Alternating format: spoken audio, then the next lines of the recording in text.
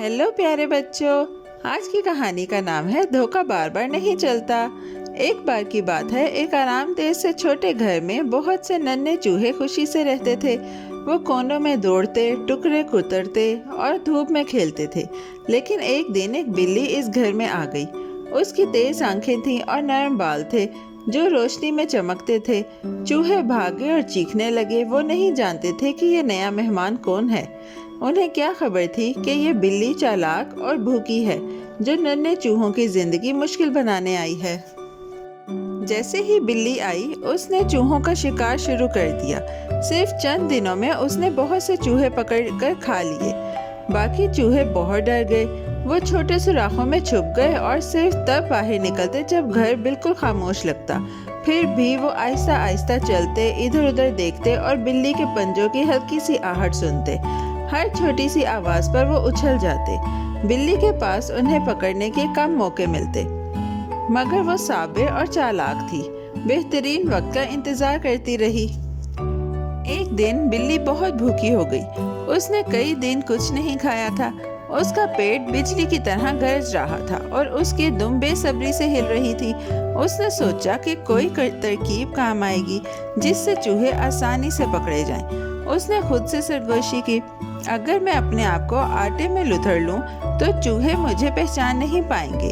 फिर मैं उन्हें आराम से पकड़ लूंगी। उसकी आंखें शरारत से चमकने लगी जब उसने अपनी चालाक तरकीब सोची। बिल्ली को सफेद आटे का एक बड़ा डब्बा मिला। हल्का सा धक्का दिया तो वो जमीन पर गिर गया। आटे का बादल हवा में उड़ने लगा। वो उसमें कूद गई और लोट-पोट होने लगी। उसके बाल बर्फ जैसे सफेद हो गए और खिड़की से आती धूप में चमकने लगे।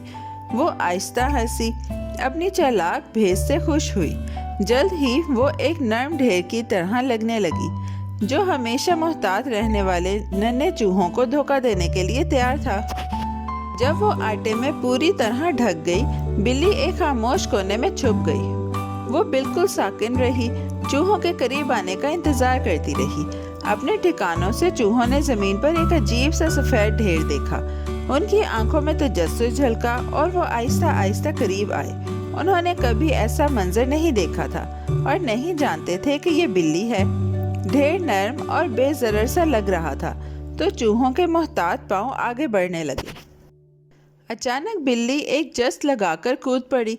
उसके पंजे हवा में झपटे और एक साथ 4 नन्हे चूहे पकड़ लिए। वो चीखे, मगर देर हो चुकी थी।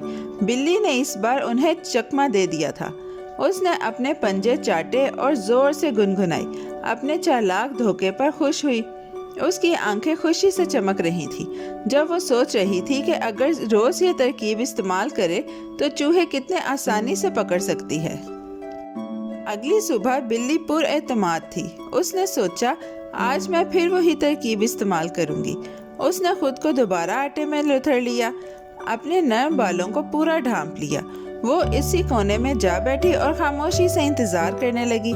आटा बर्फ के जर्रों की तरह चमक रहा था और वो मुस्कुरा रही थी। सोच रही थी कि चूहे सीधे के उसके पंजों में आ गिरेंगे।